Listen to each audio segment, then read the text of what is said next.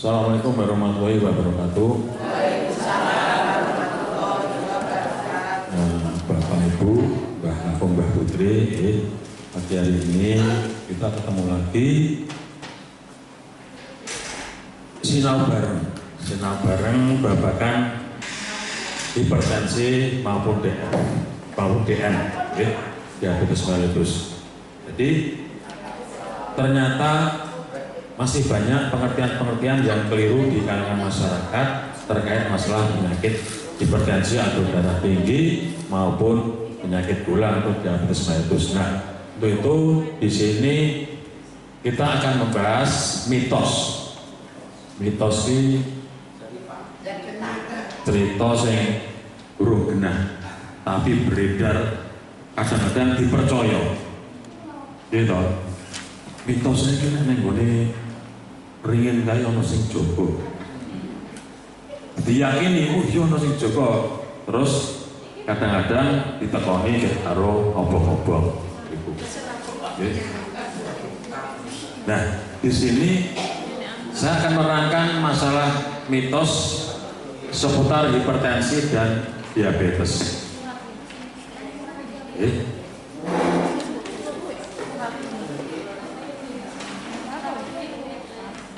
Nah, sering sekali beredar di kalangan masyarakat atau jenengan mireng hipertensi dan diabetes. Ini ancaman nyata di usia muda. Prevalensi meningkat drastis pada usia muda akibat kebiasaan buruk dalam keseharian yang merusak metabolisme dan pembuluh darah. Sekarang yang beredar, yang sering terjadi adalah kebiasaan buruk. Kebiasaan buruk anak-anak muda, anak-anak kecil, SMP, SMA. Yang sering adalah SMP, sering bergerombol, rokokan, gitu, sering ya, SMP udah rokokan. Ya sekarang yang ngetren adalah ngopi. Di kafe itu ngopi bendino, ya, ora lanang ora wedok, ngopi saben dino sambil pegang apa HP atau laptop, lupa besok teko meneh, tapi asik memang, ya. Kemudian pola makan banyak sekali pola makan yang kurang sehat. Ya, banyak makan makanan yang manis, sangat-sangat manis, dicampur-campur dan manis sekali, tapi tidak diimbangi dengan aktivitas tubuh yang sesuai. Ya, ini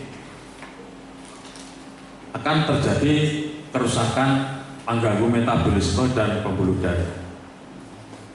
Oke. Saya ingatkan kembali, masih ingat ya, kesemutan ya, masalah 3 pola ya, pola makan, pola pikir, pola hidup. Itu kalau selalu dipegang terus, mudah-mudahan tetap selalu sehat. Nah, ini kaitannya dengan pola hidup dan aktivitas fisik. Diet tinggi gula, garam dan lemak. Diet itu bukan berarti tidak berarti terus ngurangi makan. Diet itu artinya mengatur, ya, mengatur. Diet tinggi gula berarti sering konsumsi gula. Diet rendah lemak, menghindari lemak-lemak. Diet rendah karbohidrat, ngurangi nasi, karbohidrat dan lain sebagainya. Jadi diet itu mengatur pola, ya. Ini yang di sini diet tinggi gula, garam dan lemak. Jadi semuanya tinggi. Garamnya tinggi, gulanya tinggi, lemaknya tinggi. Konsumsi junk food, ya, junk food dan minuman manis memicu resistensi insulin serta tekanan darah tinggi. Ya.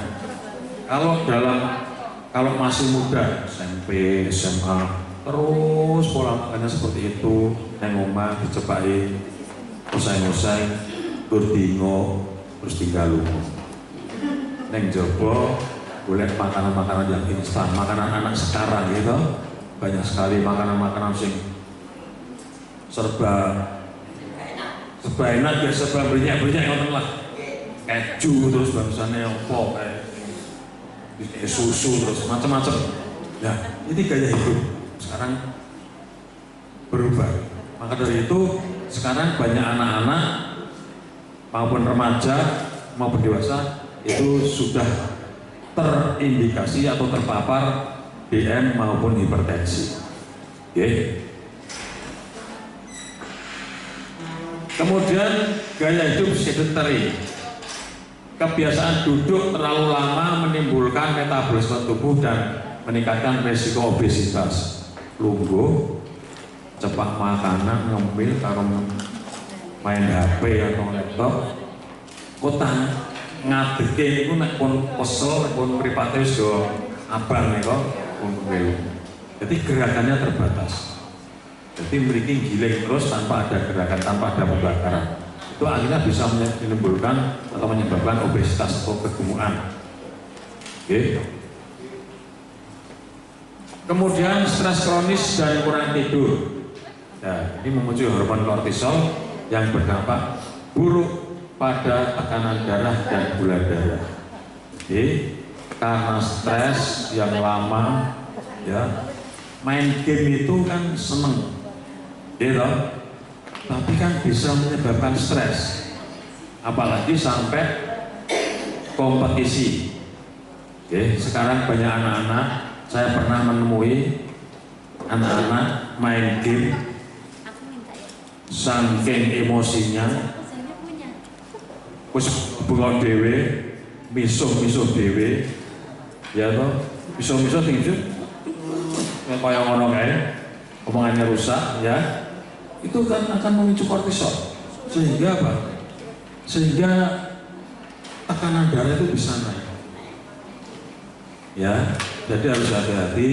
Ini untuk generasi-generasi yang akan datang, yang generasi sekarang itu sudah beda dengan generasi zaman kita dulu. Gitu. Yang sekarang terjadi adalah anak-anak itu lebih individual, lebih merdeka dewe, kumpul-kumpul bareng-bareng, alami dewe-dewe. Ini nyekel HP, kono nyekel HP, orang jagongan tapi dewe-dewe. Kalau kita dulu kan beda ya Pak. Ya Pak. Awake dhewe biyen kumpul dolanan engklek, dolanan apa lompat tinggi, karet iki nggih. Itu kan ada kedekatan emosional. Sama temennya lanang wedok buderan, gendong-gendongan. Sekarang kan beda. Sekarang zamannya ngumpul bareng tapi uripe dhewe-dhewe, alame beda-beda. Guru kumpul tok tapi sudah tidak ada interaksi antara teman. Nah ini harus caranya mengembalikan harus bagaimana? Ya. Sulit ya banyak.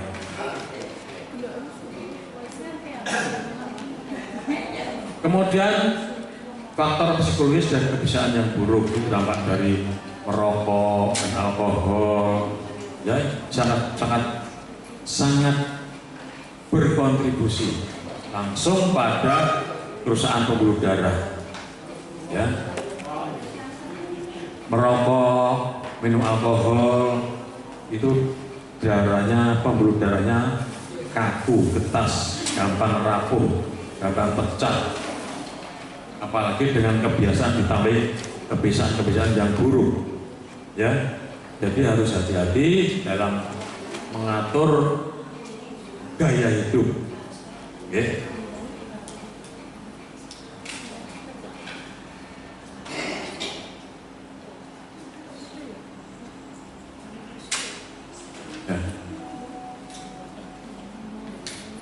Ini kita masuk ke mitos hipertensi dan fakta sebenarnya. Hipertensi hanya menyerang orang lanjut usia. Ya, hipertensi itu adalah biasanya tensinya munggah. Tidak seperti itu. Ini berarti mitos, berarti salah. Ya, karena hipertensi itu sudah menyerang remaja maupun dewasa. Ya, tidak hanya lansia. Meskipun resikonya meningkat seiring bertambahnya usia, hipertensi ini semakin banyak menyerang usia muda dan produktif akibat faktor gaya hidup yang tidak sehat, kurang gerak, stres, dan makan instan. Ini masuk 3 pola lagi. Gitu.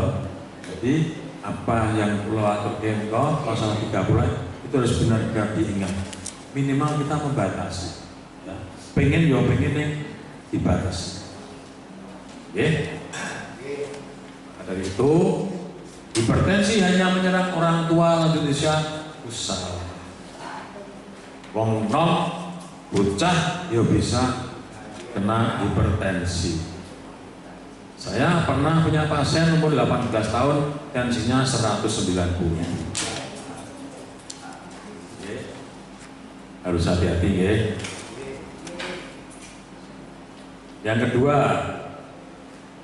jika tekanan darah sudah kembali normal, saya bisa berhenti meminum obat darah tinggi.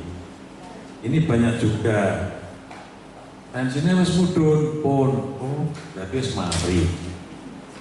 Gitu. Ya, kita harus paham bahwa kenapa jenengan ikut prolanis, karena hipertensi itu tidak bisa sembuh. Kita harus menyadari.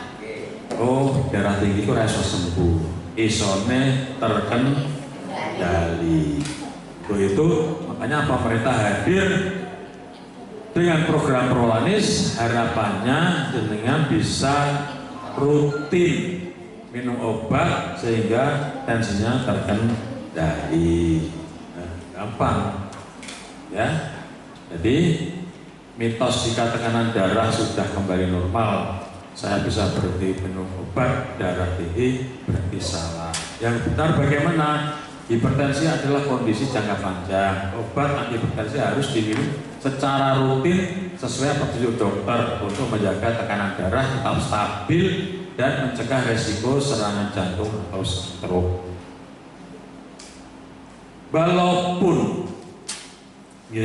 Walaupun tensinya sudah normal, tetap harus minum obat. Kenapa? Lah mungkin kemudian piye Pak? 120 ngombe obat, 110 ngombe obat mana? 100 ngombe obat mana? Lah ngontek, ora ana tekanan ini. Ya, itu salah. Jadi tubuh bisa beradaptasi dengan tensi yang normal, ngombe obat tetap di situ. Langsam di situ normal. Itu yang dikehendaki stabil. Maka dari itu, ini kalau diperiksa di sini, dicek tensinya atau kadar gulanya, kalau yang DM itu nek tinggi, itu normal tinggi, harus evaluasi 3 polanya bagaimana. Sudah 3 pola itu harus mikir di situ apa yang kurang, apa yang salah, atau sensitivitas terhadap obat yang diberikan. Kok dikei obat ini kalau ini kok kurang maksimal, mungkin obatnya bisa diganti atau dosisnya bisa ditambah. Kenapa? Jangan sampai muncul komplikasi. Dan intinya kita menjaga, program prolanis itu menjaga agar tidak muncul komplikasi, karena komplikasinya bisa serangan jantung maupun stroke. Nek pun stroke kombat, harus jantung ya angel, gitu.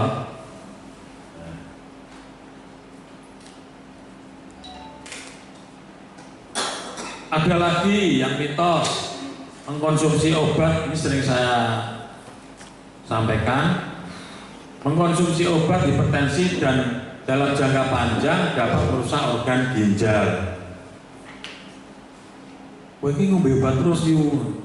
Iya wis kok nek ginjalmu rusak. Kan di masyarakat sering beredar seperti itu. Ginjalnya rusak. Tuh, karena ketidaktahuan. Jadi jenengan yang di sini harus memberitahu. Ya. Fakta justru hipertensi yang tidak terkontrol yang akan merusak ginjal. Kalau tensinya tidak terkontrol mundur, tidak terkontrol, ginjalnya bisa rusak. Obat anti hipertensi yang diberikan oleh dokter diformulasikan aman dan berfungsi untuk melindungi organ penting dari komplikasi. Ya, ini yang harus dipahamkan, bahwa obat hipertensi itu tidak merusak ginjal, tapi justru malah memelihara ginjal jangan sampai rusak. Karena apa? Kalau sudah rusak, ginjal itu terus rusak. Mulai dari siti itu sudah terus tambah rusak, akhirnya gagal ginjal. Oke?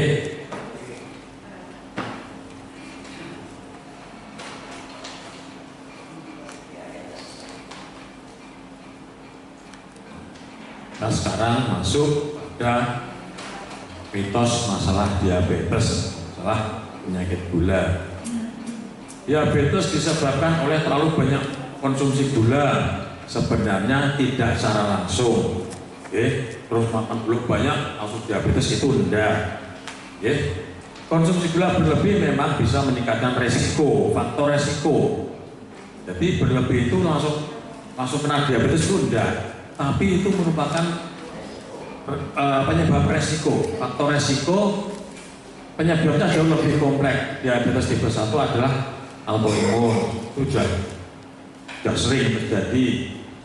Kemudian yang tipe 2 yang paling sering dipicu oleh kombinasi resistensi insulin, kelebihan berat badan, kurang gerak, dan faktor genetik.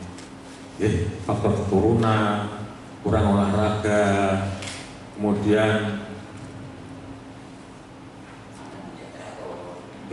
semuanya bisa terjadi ya, terutama kegemukan, ya, gemuk, ya. Jadi faktanya itu, jadi harus dipahamkan. Oh, ada keturunan pun belum tentu salah satunya itu semuanya gula, bisa tergantung faktor pembawanya.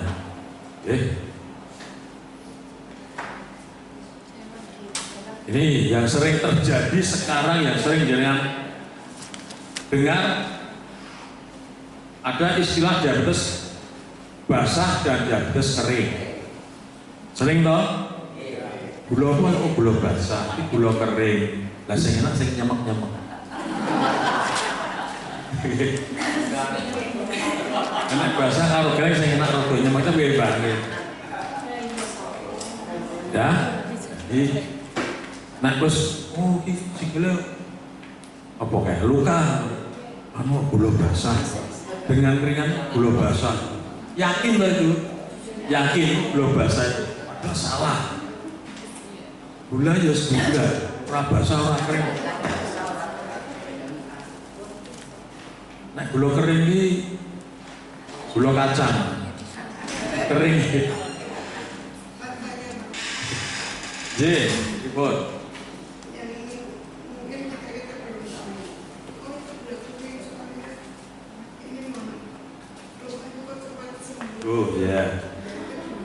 Ya, bentar, mari terangkan ya. Jadi antara gula basah dan gula kering itu adalah mitos. Sing bener faktane, konsumsi gula berlebih meningkatkan resiko, namun penyebabnya jauh lebih kompleks. Diabetes tipe 1 dan 2 tidak dibedakan dengan basah atau kering. Jadi gini, antara tanda-tanda gula, tanda-tanda penyakit gula nopo? Nguyo, ngelak, ngeleh. ngelih terus, ngelak terus, nguyuh terus gitu. Itu pun tidak semuanya seperti itu. Ya belum tentu. Kadang-kadang saya loh, itu gulaku patah ngatus, padahal aku orang ngelih terus. Ya itu, ya sama dengan gula basah dengan gula kering.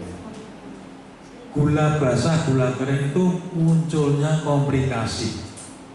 Ya, kalau sudah komplikasi sampai terjadi ulkus diabetes, yaitu walaupun apa basah kering nggak ada istilah. Kalau sudah muncul itu ya udah muncul namanya ulkus diabetikum. Jadi luka akibat diabetes. Karena apa?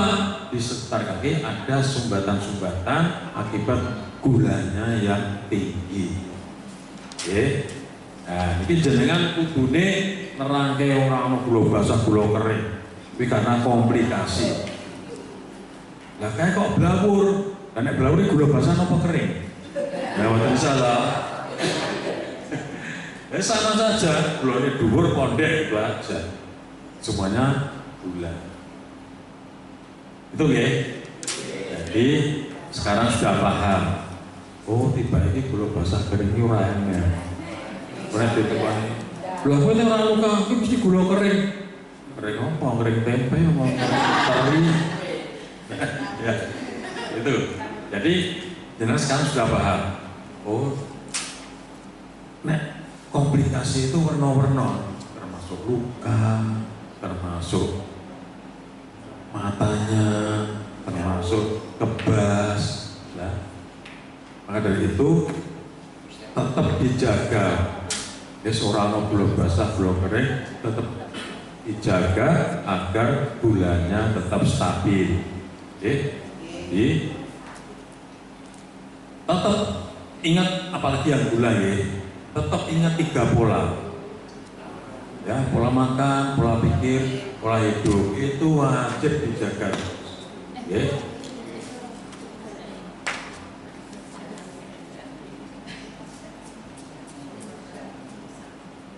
Ini ada lagi banyak diabetes tipe 2 itu penyakit ringan. Semua jenis diabetes itu serius. Jika tidak dikelola dengan baik, diabetes dapat menyebabkan komplikasi fatal pada organ vital. Orang sah gagas diabetes enteng abot, semua diabetes itu potensi untuk terjadi komplikasi. Ya itu aja. Gampang mikir, koten mawon. Bagaimana untuk menghindari jangan sampai terjadi komplikasi? Melu program Prolamis, jaga 3 pola. Selesai. Gampang ya. Ini mau ada komplikasi apa saja, tak usah, yang penting rajin ikut Prolamis. Akhirnya apa? Dia tidak beri semuanya terkontrol. Gulanya terkontrol, laboratnya dicek, obatnya diberi. Nah ini orang saya mikir lorone ketemu koncone jagongan alam-alaman zaman biyen piye. Gitu, jadi ini kan seneng. Ya.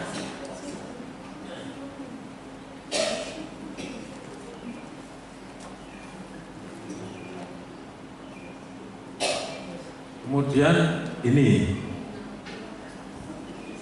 diabetes menghindari orang blas enggak makan gula, lemes, gitu.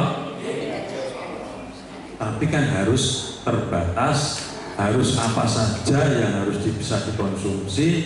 Di sini dengan ahli gizi. Jenengan nek bingung, aku ini pengen roti apa wae sing iso dimakan, buah apa yang dimakan, atau minumnya gula itu pada saat apa? Nek ngombe gula terus, ngombe gula turu, sama aja numpuk-numpuk harta karun. Harusnya tetap 3 pola, minum gula terus olahraga, gitu. Nah, jangan sampai. Tapi enggak, dalam jumlah wajar, tapi tidak boleh berlebihan. Tapi ada dibatasi, mau deh gula es teh, berdino sore awan ini ya nggak boleh. Nah, sekali pagi, habis itu semuanya air putih, biar nggak lemes. penderita diabetes pasti akan buta. Nah, ini salah. Kebutaan adalah salah satu resiko, tapi bukan takdir. Dengan mengontrol gula darah, tekanan darah, berat badan, dan gaya hidup sehat, komplikasi ini bisa sangat dikurangi. Gula hipertensi itu kaliannya 3 pola. Gula baliknya 3 pola itu. Joko olahragane, joko pikirane, joko pola makane. Itu sudah kewajiban. Penderita diabetes tidak boleh olahraga. Salah, malah justru harus olahraga minimal 30 menit. Ya, 30 menit, nggak boleh terlalu capek. 30 menit jalan kaki. Itu sangat berkah sekali. Kemudian ada lagi, diabetes hanya penyakit orang tua. Salah, anak-anak sekarang banyak yang sakit gula. Anak-anak sekarang SMA itu di Jakarta itu sudah banyak yang cuci darah akibat gagal ginjal. Jadi harus hati-hati jenengan memberikan nasihat-nasihat kalih putra putrine, kalih putune dijaga makanannya. Kenapa di Indonesia itu rumah sakitnya kebak, puskesmas yo kebak. Kadang saya sedih, puskesmas itu pusat kesehatan masyarakat, kok malah pusatnya wong doloro. Gimana? Harusnya puskesmas itu sepi, wonge neng desa-desa mengedukasi masyarakat bergaya hidup sehat. Gimana? Harus tidak dimulai dari jenengan bergaya hidup sendiri. Akhirnya apa? Beruang lorong, obat mampus terus, lalu BPJS, beban pemerintah semakin berat, utangnya saya oke, barang-barang saya larang, akhirnya kembali lagi ke masyarakat. Gitu, bisa dibayangkan seperti itu. Maka dari itu, dengan bergaya hidup sehat sesuai dengan visi kami di Puskesmas Keromoko 1,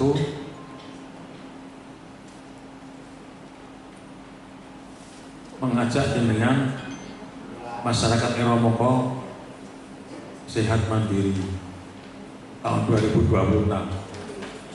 Jadi harapannya jangan itu puskesmas yo rame. Ternyata apa? Konsultasi masalah kesehatan, masalah gizi, ya, berobat yang kira-kira yang ringan-ringan,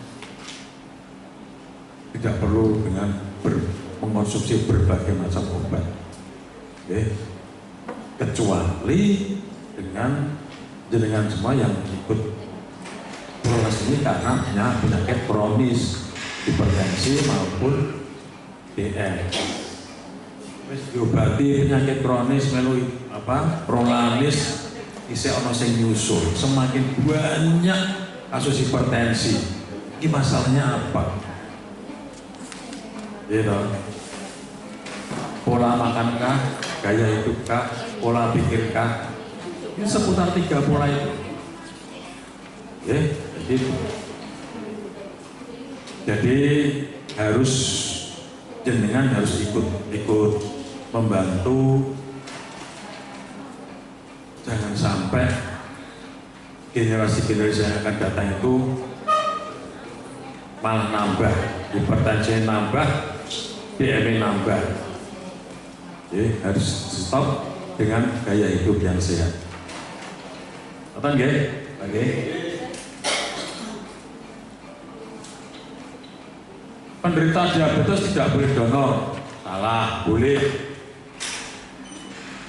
Penderita diabetes tidak boleh hamil. Boleh. Ya. Yang penting dari semua mitos-mitos itu salah. Yang penting jenengan terkontrol, jaga 3 pola. Hanya orang yang gemuk yang bisa kena diabetes. Wah, kowe wonge lembu wis mesti sok kena gula. Salah. Ya, belum tentu. Oke. Semua itu adalah faktor resiko. Oke. Ini minum obat diabetes dalam jangka panjang merusak ginjal, sering terjadi. Kowe kita obat terus toh, kok kan ginjalmu rusak. Jangan percaya. Justru dengan minum obat itu memelihara semuanya. Kemudian insulin hanya untuk diabetes yang kronis. Ini sebenarnya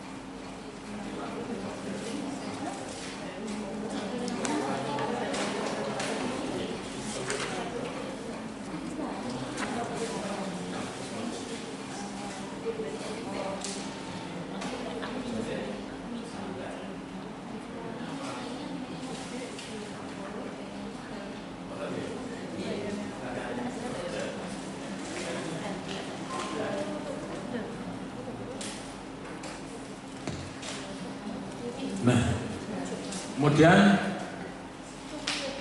ini yang 3 pola, rutin cek tekanan darah dan gula sudah, gitu. Sudah itu kuralis berarti kan sudah ya. Olahraga teratur, kita nggak tahu olahraga modern. Pola makan seimbang, ya berapa? Pokoknya 3 pola, kelola stres dengan baik dan istirahat yang cukup. Jadi 3 pola itu memang benar-benar diterapkan untuk kita yang kena hipertensi maupun diabetes. Oke. Ini cek angka normal, gula darah itu sudah usah digagas. Ini yang nanti yang ngecek kalau ikut kronis selalu dicek, selalu dikontrol.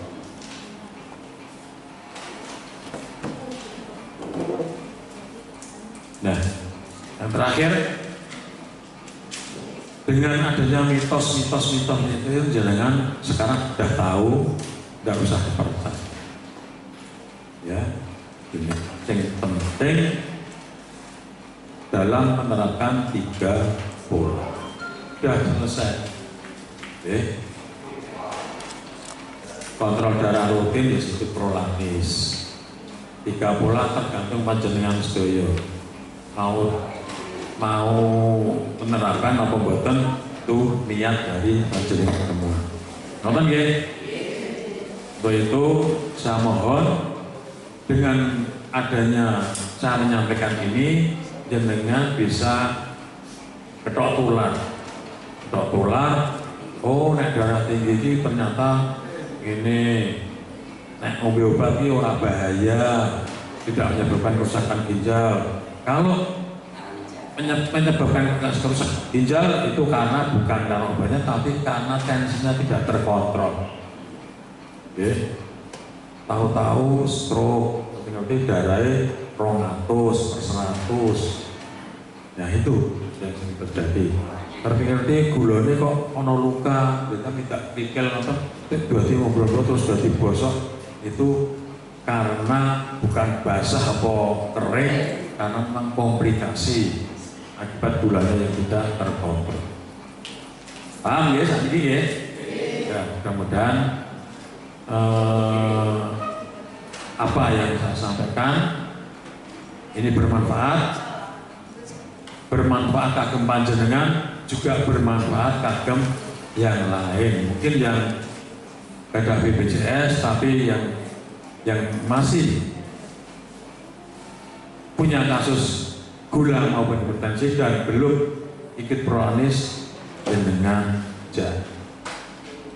tawari daripada nanti kasihan, tidak peduli itu muda, remaja maupun orang tua, kalau ikut prolanis itu manfaatnya sangat-sangat banyak. Yang sudah tahu, sudah bisa terkontrol, bisa silaturahmi, kumpul kancane. Kita seneng lansia-lansianya tidak pengen nyaman gitu. Gak kapan? Oke, Mas mau malih. Tidak usah jauh-jauh, cedak-cedak, yang penting guyup. Gitu. Yang penting happy. Nonton ya? Nah, itu yang saya sampaikan, mudah-mudahan bermanfaat. Kurang lebihnya saya mohon maaf. Terima kasih. Wassalamualaikum warahmatullahi wabarakatuh.